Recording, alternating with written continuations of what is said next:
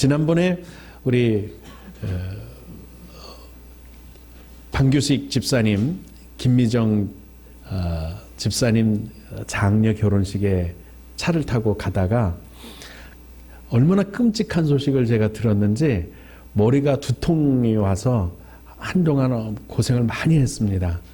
어떤 내용이었느냐면 청주에서 있었던 일이랍니다. 아기를 낳아서 화장실에서 아기를 낳아서 창문 밖으로 집어 던졌다는 얘기를 들었어요. 그 얘기를 듣고 자꾸 더 하시는 거를 머리가 아파서 그 얘기를 들으니까 막 두통이 와서 뭐 참을 길이 없는 거예요. 세상에 너무 아무리 악해도 그 꿈지럭거리는 자기가 낳은 생명을 그렇게 쓰레기 버리듯 버렸다는 얘기가 믿어지지가 않는 거죠. 뭐 쓰레기통에 버렸다는 얘기도 그 전에 들어본 적이 있고, 대문 앞에 버렸다는 얘기는 뭐 수없이 들어봤지만 너무 심각한 얘기예요. 창문 밖으로 던지면 최소한 사람 키 정도 높이에서 떨어질 텐데 1층이라고 해도요. 2층, 3층이면 뭐 더 말할 것도 그럼 막 수박 터지듯이 죽을 텐데 그걸 상상하지 못할까? 이런 생각에 이 세상 사람들도요. 교회를 안 다녀도 이런 얘기를 들으면 혀끝을 차면서 이렇게 말합니다. 말세네. 말세라는 얘기를 교회 안 다녀도 해요. 여러분, 세상이 악하게 흘러간다라는 말이 피부에 닿지 않죠. 발가벗고 막 퀴어 축제라는 거 들어보셨죠? 요즘 좀 뜸한데 큰 도시마다 다 동성애 축제를 했어요. 퀴어 축제라 그래요. 남자 여자들이 발가벗고 막 돌아다니면서 하는데 한 사람이 사진을 찍은 것을 보았습니다. 이거 끔찍해서 말하기가 그런데 발가벗은 것 때문에 사진 찍은 게 아니더만요. 그분이 사진 찍은 건 뭐냐면 남자 엉덩이 사진이었는데 뒤에서 찍었는데 대변이 질질질 흘러나와 있는 거. 대변이 왜 흘러나왔는지 이해가 가시죠? 항문 괄약근이 찢어진 거예요. 기능을 상실한 거예요. 우리는 이렇게 아무 생각 없어도 괄약근이 이렇게 막고 있기 때문에 방귀를 끄지 않는 한 냄새가 나지 않아요. 근데 동성애자들은 괄약근이 다 파괴가 된대요. 그러니까 대변이 질질질 새는 거예요. 그걸 사진 찍어 퀴어 축제 사진 찍으러 갔다 기자가 그걸 사진 찍어갖고 이렇게 지저분한 게 동성애다. 에이즈를 퍼뜨리는 60몇 %가 70몇 %인가 60몇 %인가가 동성애래요. 이 정도면 말세라 소리 나올 만한데 피부에 와 닿지를 않잖아요. 얼마 전에 점심 식사를 하러 또 차 타고 가다가 또 기가 막힌 소식을 들었어요. 우리나라 헌법 제1조 1항이 뭔지 아세요? 얼마 전까지 2년 전까지만 해도 대한민국은 자유민주공화국이다 였어요. 자유민주공화국이다. 여러분 헌법 바뀐 거 아셨어요? 저도 몰랐어요. 저 지금까지 헌법 안 바뀌게 하려고 여기저기 쫓아다니면서 데모도 하고 또 사인도 하고 뭐 청원도 내고 막 그랬거든요. 바뀌었대요. 그래서 제가 인터넷에 들어가서 얼른 찾아봤어요. 대한민국 헌법 제1조 1항. 그랬더니 대한민국은 민주공화국이다로 바뀌었어요. 뭔 자가 빠졌어요?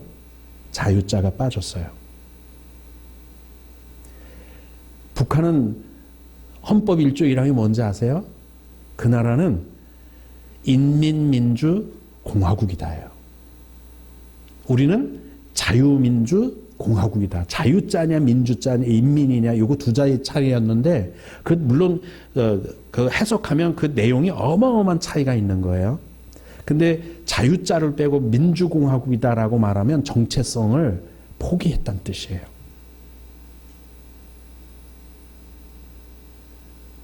토지 공개념이라는 얘기 들어보셨어요? 토지 공개념. 네 거 내 거 아니고 공적인 개념의 토지를 사용하겠다는 거예요. 네가 가지고 있어도 이거 등기 권리증을 네가 갖고 있어도 그거 공개념으로 쓰겠다는 거예요. 중국이 토지 공개념을 갖고 있어요. 무슨 나라예요? 공산주의 국가예요. 우리는 자유민주 국가예요. 근데 자꾸 우리가 모르는 사이에 나라가 변화가고 있고 사회가 변해가고 있고 인심도 변해가고 있어요. 소돔과 고모라가 그랬죠. 오죽하면 소돔이라는 말이 동성애라는 말이 됐을까요? 노아 시대도 먹고 입고 장가가고 그리고 자기들이 세상 일에 바빴을 때 하나님이 징치하셔서 심판하셨다고 말씀하고 있어요. 아침에도 일어나서 생각을 했죠. 예전에는 우리 집에 지금 유선 전화가 한 대 있어요. 832-4248. 교회에 전화가 한 대 있어요. 832-0691. 야, 이거 안 써요. 불과 10년 전만 해도 전화기 옆에 꼭 사람이 붙어 있어서 언제든지 전화를 받아야 됐었거든요. 근데 이거 안 쓰는데 이거 없애버릴까? 기본 요금이 3,500원인가가 나가요. 이것도 한 1년이면 벌써 4만 원이에요. 이거 쓰지도 않는 걸 이거 꼭 굳이 가지고 있어야 되나? 없앨까? 이걸 일어나자마자 다 고민을 했어요. 근데 지금은 얼마나 세상이 빨라졌는지 누구든지 이 832-0691이나 832-4248 요거 하나에 우리 집 식구 5, 6명, 8명이 다 매달려서 이 전화를 받고 이 전화로 전화를 하려고 밭에 있다가도 뛰어들어와야 되고 또 먼 일 보다가도 돌아왔어야 했어요. 근데 지금은 옆방에서 옆방 우리 집사람 제가 공부방하고 좀 한 38발자국에서 40발자국이 떨어져 있어요. 대단히 멀죠? 우리 집사람한테 거기 가기가 귀찮아서 책상에 앉아서 컴퓨터 성경 공부를 하면서 여보 차 마시고 싶어 차 가지고 와. 40발짝을 걸어가기 싫어서 그렇게 전화를 해요. 그래도 공짜니까. 근데 이렇게 정말 이렇게 편하게 살면서도 그러면 시간이 엄청 많이 남잖아요. 밭에서 집으로 전화 오려고 오는 10분이 남았어요, 우선. 근데 그 10분 남은 거 요거 하나를 하루치를 누적을 해보면은요, 1시간 이상이 훨씬 절약이 된 거예요. 그럼 요 시간 갖고 뭐 할까? 예배 드릴까? 신앙생활을 할까? 이웃 돕기를 할까? 헌신하는 삶을 살까? 충성하는 삶, 봉사하는 삶, 여러 가지 삶이 있잖아요. 나를 위해서 쓰는 시간은 그거로 충분했고 이제 남은 시간이었거든요. 이건 남을 위해서 쓸까? 하나님을 위해서 쓸까? 이웃을 위해서 쓸까? 이렇게 생각되어져야 되는데 이것조차도 다시 자기에게 투자를 해서 자기 배를 불리는데 자기를 우상화하는데 사랑이 식어가는데 이 시간을 더 많이 쓰는 거예요. 그래서 오히려 시간이 많으면 교제 시간이 많을 줄 알았는데 교제 시간이 없어지고 자기가 자기에게 투자해서 모든 사람들이 다 우리 식구도 5명이 모여서 앉으면 다 자기 할 일 하고 있어요. 뭐 하고? 핸드폰 하고. 1시간을 있어도 여보 이 얘기가 없고 엄마 이 얘기가 없고 너 왜 웃니?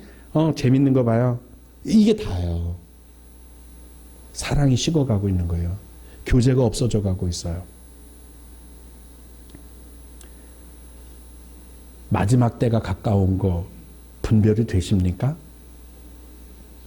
스페얼전 목사님이 제가 신학교를 처음 들어갔을 때 목사님이 이 말씀을 하시더라고요. 한 손에는 성경을 들고 한 손에는 신문을 들어라. 그리고 그 시대에 우리 교회에 맞는 말씀을 신문을 보다가 이거는 어느 말씀에서 하나님의 음성을 들어야겠구나. 그러면 그 말씀을 묵상하고 그 말씀을 찾아보고 그 말씀에서 우리 생활에 하나님이 던지시는 말씀을 레마를 찾아 던져라. 그게 설교다. 그래서 한 손에는 성경을 들고 한 손에는 신문을 들어라. 이 얘기를 스펄전 목사님이 한 거예요. 저는 잊지 않고 있었습니다. 늘 보고 있어요. 성도님들도 마찬가지죠. 한 손에는 신문이 있어야 되고요. 정보를 계속 들어야 돼요.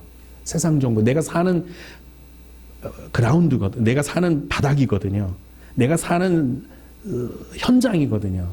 그 소식을 모르면 우리는 사상 누각이죠.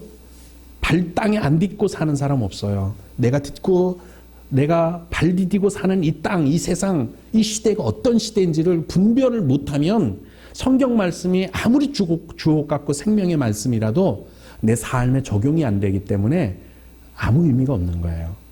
알아야 돼요. 여러분, 시대를 분별하라. 이 말씀은요, 시류를 읽어야 한다는 뜻이에요. 내가 살고 있는 시대가 어떻게 흘러가지? 지금 무슨 일이 일어나고 있지? 이거 모르면 바보죠. 눈뜬 장님이죠.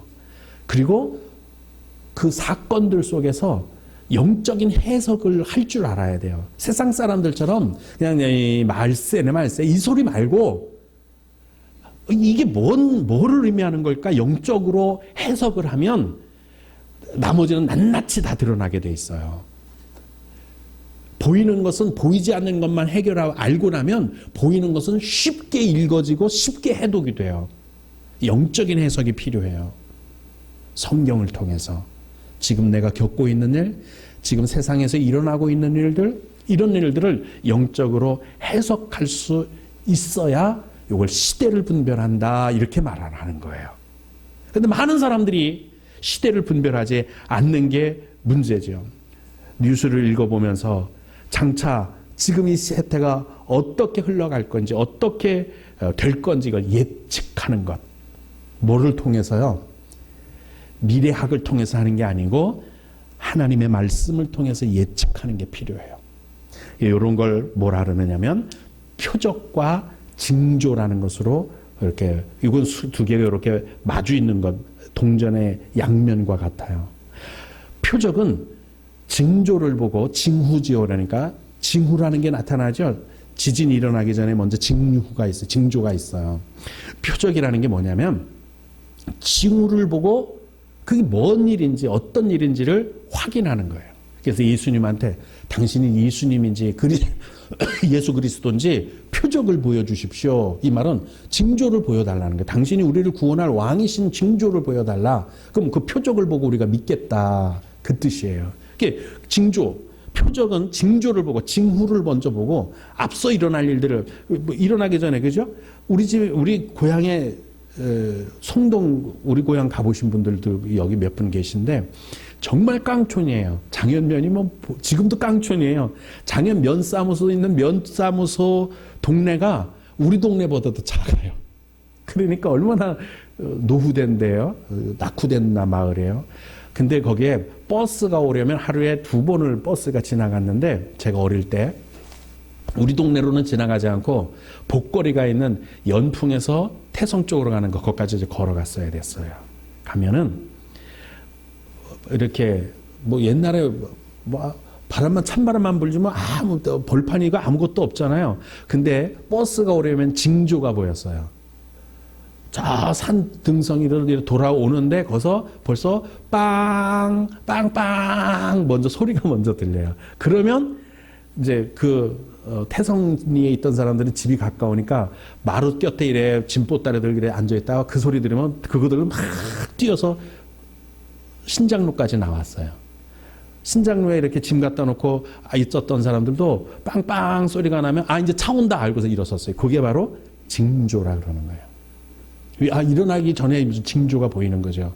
그걸 표적으로 알고 차 온다. 이게 표적인 거죠. 징조예요. 징조란 건 뭐냐? 이미 약속되었던 일들이 있어요. 성경적으로 보면 예정되었던 것들이 있어요. 그것을 앞서서 알아볼 수 있는 표적. 백두산이 요즘 징조가 보인대요. 어떤 징조죠? 막 부풀어 올라오고 있어요. 화산이 터지겠다는 징조예요. 이제 거기에 이제 뭐가 이제 표적이 드러날 거예요. 어느 날 갑자기 막 뜨거운 것 때문에 한쪽 편 나무가 확 타버렸다든지 땅의 지열 때문에 나무가 갑자기 말라 죽는다든지 그러면 이제 그게 표적인 거예요. 그리고 나면 그 징조를 보고 그 표적을 알고는 대피를 해야 되는 거죠. 대처를 해야 되는 거예요. 자, 표적을 보여주십시오. 징조를 보여주십시오. 성경에는 많은 표적과 징조를 이야기하고 있는데 그중에 시대를 분별하라고 말하면서 일어날 일들에 대해서 말하고 있어요. 계시록을 읽어보면 8장 9장 10절에 7대적 재앙 있고 7 나팔 재앙이 있어요. 이런 것들이 지금 일어나고 있는데 지금 일어나는 코로나나 이런 것들도요. 정확한 얘기는 아니지만 중국의 군사 연구소에서 나온 거라는 얘기가 있어요. 그 중국 교수가 폭로한 거죠. 논문에서 그 사람이 말한 거예요. 뭐냐면 화생방전이라고 아시죠? 이제는 총알로 죽는 것보다는 이것처럼 탄저병은 식물에게만 있어요. 지금까지는. 사람에게 있는 유일한 탄저병은 나병이에요. 문둥병이 탄저병이에요. 그냥 뭉그러지고 썩어 나가는 거예요. 그래도 몰라요. 근데 탄저병은 세포벽을 무너뜨리거든요. 그래서 세포벽이 있는 식물은 탄저병에 걸리면 살아남지를 못해요. 근데 사람은 세포벽이 없어요. 세포와 세포 사이에 세포벽이 없어요. 이건 식물에게만 있어요. 근데 동물에게도 탄저병이 적용되는 게 있어요. 그 균이 있어요. 이 탄저균이 동물성 탄저균 이런 걸 군사 화생방전에서 준비하고 있는, 이거 한번 휙 뿌리고 나면은요, 고추 썩어 나가는 것처럼 사람이 썩어 나가면서 죽을 거예요. 총알에 죽는 것보다 더 많아요. 핵폭탄이 터져서 방사능에, 이게 무지무지한 악한 일들인데 이게 계시록 읽어보면 이게 다 나와요. 이 코로나가 중국 군사연구소에서 우한에서 30여 킬로 떨어진 곳에서 유출되었다라는 얘기가 중국 의사로부터 나왔어요. 시대가, 징조가 분별됩니까? 근데다가 세상이 얼마나 악한지, 자기가 코로나 걸렸으면 나 혼자 피해 없이 옛날 같으면 그랬거든요. 숨어야 되고 치료받아야 되고 적극적으로 나서야 되는데 전화가 안 통한다는 거예요. 3주 전인가 한 50명의 연락두절이다. 자가격리를 시켰는데 연락두절이다는 얘기를 들었는데, 경기도 도지사는 우리는 사람들이 혼란에 빠질까봐 발표할 수 없다라고 얘기를 처음 했어요. 그래서 그때 참 웃긴다. 저 사람 저 도지사 맞나 이런 생각을 했었는데, 이번에는 대구에서 신천지가 그 이만희 교주 형이 장례식을 하고 청도에서 장례식을 할 때 중국인이 들어왔대요. 중국에도 그 신천지가 있다네요. 그 사람이 들어와서 보고 갔다는 거예요. 만약에 중국인은 우리도 다 차단을 해버렸으면 이런 일이 없었지. 이제 3월 달에 또 개학을 하면 중국 유학생들이 충북대학교만 해도 몇 명이, 20몇 명이 있다, 다 들어올 거라는 거죠. 이거 어떻게 막을 거예요? 지금 막아야 되는데 안 막고 있어요. 그때 왔다가 갔다는 거예요. 그리고는 갑자기 저렇게 막 퍼지는데, 그러면 자기들이 걸렸으면 해결을 해야 되는데 해결하지 않고 그건 12지파라 해갖고 신천지는 증거장막 에서 나온 거거든요. 대구에서 예배 드린다고 하면 대구 사람들만이 아니에요. 전국에서 다 그리로 가서 예배를 드리는 거예요. 그러다 보니까 전국으로 막 흩어졌을 거 아니에요. 문제는 자기들이 그렇다면 1000명이든 10,000명이든 자가격리를 하고 신고를 해서, 보건소에 신고를 해서 치료를 하고 퍼지지 않게 해야 되는데 숨어버렸어요. 거짓말을 해요. 전화 한 통하면 다 들통날 거짓말들을, 이 신천지는 전도할 때도 그렇게 거짓말을 얼마나 잘하는지, 나 신천지 아니다, 나 원래 전에 안 다닌다. 근데 알고 보면 신천지인 거예요. 거짓말을 해요. 그렇게 거짓말을 해요. 그리고 이번에는 무슨 일이 있어요? 내부자 고발 제보를 통해서 알게 된 게 뭐냐면, 우리 신천지가 비난의 화살을 맞고 있다. 이렇게 안 하려면 일반 교회로 가서 너희들이 예배를 드려서 다 퍼뜨려 버려라. 그래서 신천지가 받고 있는 이 비난의 화살을 좀 무마시켜 버려라. 이런 지령이 떨어진 거예요. 그래서 교단마다, 저 오면서 보셨죠? 신천지 저거 갑자기 내려보내서 원인 제공을 하면 어떻게 하겠다. 이렇게 하기까지 와버렸어요. 여러분, 세상에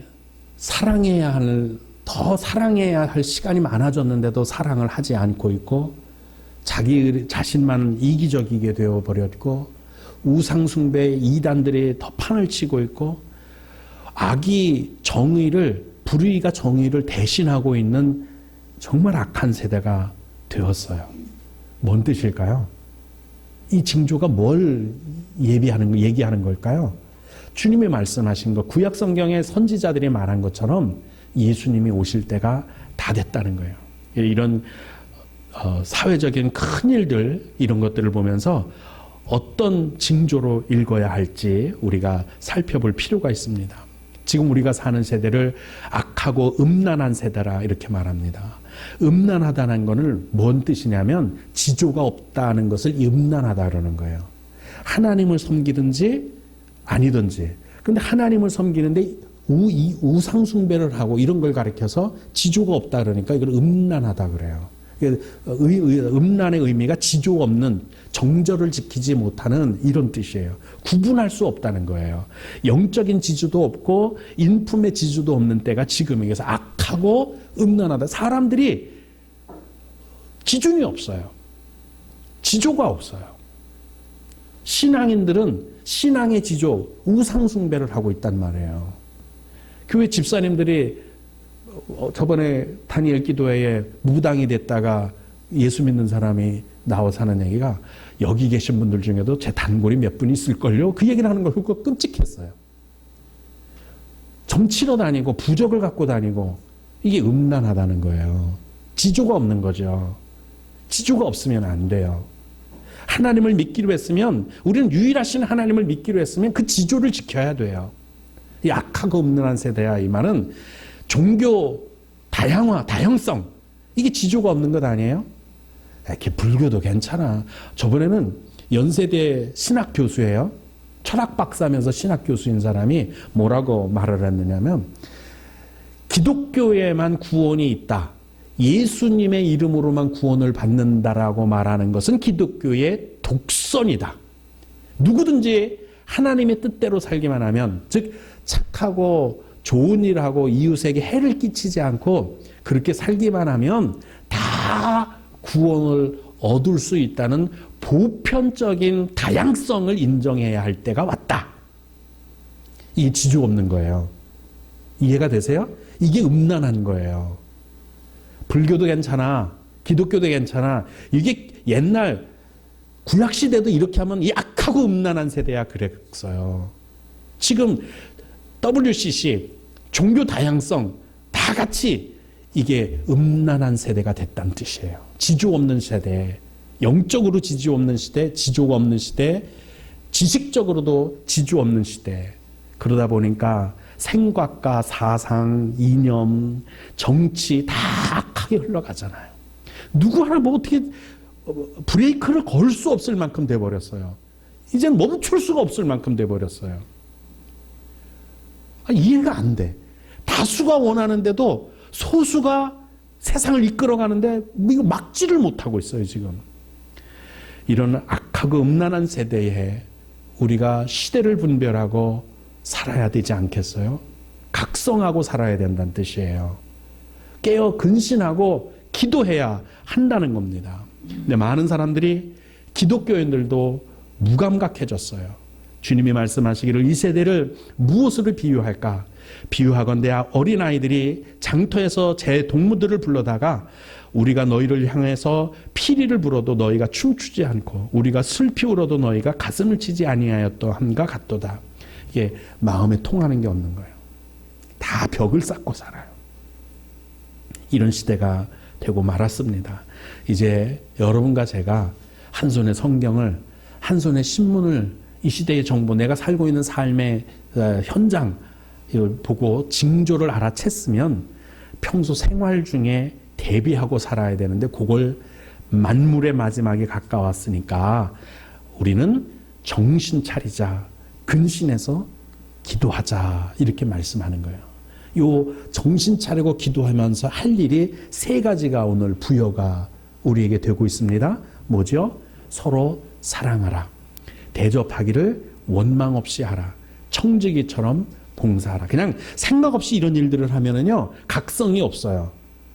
그런데 정신 차리고 기도하면서 근신하면서 사랑을 하게 되면 대접하기를 원망 없이 하고 청지기처럼 봉사하는데 이런 정신 차리고 근신하고 기도하면서 이런 일을 하다 보면 제가 굳이 설명을 드리지 않아도 그래서 이런 거였구나. 각성이 일어날 거예요.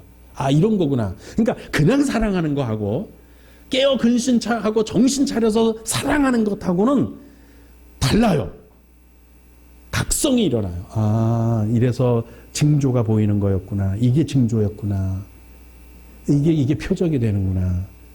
그래서 사랑하면서 사람들은 그냥 밥 한 끼 나누면 되는 거죠. 뭐 10,000원이면 굶어 죽는 아이들이 이것만 필요한 게 아니에요. 그 일을 할 때 생각 없이 긍휼해서 그냥 뭐 불쌍하니까 그냥 내 호주머니에 돈이 이렇게 해서 사랑하고 헌신하는 게 아닌 깨어 정신 차리고 근신하고 기도하면서 그런 일들을 하면 내가 각성이 돼요.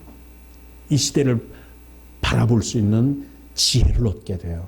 그냥 사랑하지 마시고 그냥 대접하지 마시고 그냥 헌신하고 봉사하고 충성하지 마시고 정신 차리고 근신하고 기도해서 일을 하세요. 그러면 각성이 일어나요. 예를 들어 볼까요? 요즘 적폐청산이라는 것, 도를 지나쳤다는 것, 저는 그렇게 생각을 해요. 왜냐하면 환부는 도려내야 돼요. 아시죠? 여기가 썩었어요. 도려내지 않고는 절대로 치료가 안 돼요. 이게 상처일 때는 그래요. 근데 인간관계는 도려내서 되는 일이 아니에요. 공산주의가 하는 일이 있죠. 환부는 도려내요. 숙청해버려요. 처단해버려요. 근데 공산주의가 지금까지 수많은 사람들을 환부 도려내듯 숙청하고 처단해서 사회에 꼴이 됐나요? 중국의 어마어마한 사람들을, 공산주의가 아닌 어마어마한 사람들을 죽였어요. 정권을 잡고 나서 자기들하고 틀렸다 싶으면 반동분자 다 숙청해버렸어요. 환부 다 도려냈어요. 그래서 살기 좋아졌나요? 안 되잖아요. 주님은 뭐라고 말씀하실까요? 간음의 현장에서 잡혀온 여인 환부 도려내듯 숙청해버렸나요? 처단해버렸나요? 아니에요. 관용하고 감쌌어요. 사랑했어요. 그리스도의 사랑은 인간관계 속에서 나타날 때 처단하고 숙청하고 제거해버리고 환부를 도려내듯이 그냥 밀어내버리고 이런 게 아닌 잘못은 지워버리고 모든 것을 바로잡으면서 하나님의 공의가 드러나게 하면서 모든 걸 감싸는 거예요. 모든 걸 다 끌어안는 거예요. 포용하는 거예요. 그게 사랑이죠. 이게 인간관계 사회에서의 병을 치료하는, 악을 치료하는 방법이에요. 환부를 도려내는 게 아니에요. 그래서 서로 사랑하라 말씀한 거예요. 공산주의는 그래서 성경하고는 맞을 수가 없어요. 절대로 안 맞아요. 그래서 공산 정권이 정권을 잡으면 먼저 하는 일이 뭐냐면은 불평불만을 최고조로 일으켜서 감사하는 마음을 없애고, 그래서 피해의식을 갖게 하고 너도 나도 다 평등하게 공평하게 이렇게 해서 다 무너뜨려 버리는 거죠. 그건 사랑이 아니죠. 여러분, 적폐청산은 적폐만 청산해야지 인적 자원까지 청산하거나 하는 건 아니에요. 감싸고 그리고 돌이키고 새로운 방향으로 나갈 수 있도록 우리 교회 내에서도 가정에서도 사회에서도 서로 사랑하라는 걸 이렇게 지켜나가는 거죠. 여러분, 그냥 더 큰 설명 없이 그냥 정신 차리고 근신하고 기도하면 이 세 가지 우리에게 내려진 분부를 각성해서 할 수 있다면 하나님이 주신 징조를 발견할 수 있을 줄로 믿습니다. 이제 우리가 한번 권고합니다. 파수꾼이 됩시다. 너희도 아는 바니 집주인이 만일 도둑이 어느 때에 이룰 줄 알았다면 그 집을 뚫지 못하게 하였으리라. 신앙생활은 누차 말씀드린 것처럼 교회 안에서만 이루어지는 게 아니에요. 사실 교회 안은요, 무풍지대예요. 아니, 365일 여러분 여기 앉아있고 저도 여기서만 살아봅시다. 문제될 게 있을까요? 여기는요, 부도 날 일도 없고 시험 들 일도 없고 다투고 싸울 일도 없고, 특히 강단에서는 그냥 뭐 다 좋은 게 좋은 거잖아요. 근데 여기서만 신앙생활 되는 게 아니죠. 가정에서 해야 되고요. 직장에서도 해야 돼요. 직장에는 눈물 흘릴 일이 한두 번도 아니고 억울할 일들도, 화가 날 일도, 내가 하고 싶지 않은 일들도 한두 가지가 아니고요. 가정도 마찬가지예요. 그 모든 고난, 환난, 역경, 고통, 고민, 낙심되는 거, 두려워하는 거, 천지가 쌓인 게 가정생활, 사회생활이에요. 신앙생활만 있으면 이건 뭐 진짜 영화지, 영화. 그렇지가 않아요. 거기서 해야 할 일들 가운데 어떻게 신앙생활을 할까요? 영적 전투예요. 그곳에 가보면. 그곳은 우리가 싸워야 할 전쟁터예요. 그러므로 여러분, 신앙생활 가운데 파수꾼이 되어 징조를 보고 각성하고 표적을 통해서 준비된 삶 살아야 할 줄로 믿습니다. 지금 세상은 악하다, 음란하다, 이 경랑이 일고 있습니다. 이 악함과 음란함이 세상만 뒤집어 버리는 게 아니고 우리 집도 뒤집어 버리고 풍랑을 일으키고 파탄나게 하고 한 인생을 또 망치기도 하고 이런 일들 아닙니까? 이 악하고 음란한 일들이 세상에 더 번지지 않도록 우리가 파수꾼이 되어야 할 줄로 믿습니다. 이제 표적을 읽고 징조를 살펴서 용사가 좋은 하나님의 군사가 되는 삶을 사시기를 주님의 이름으로 축복합니다.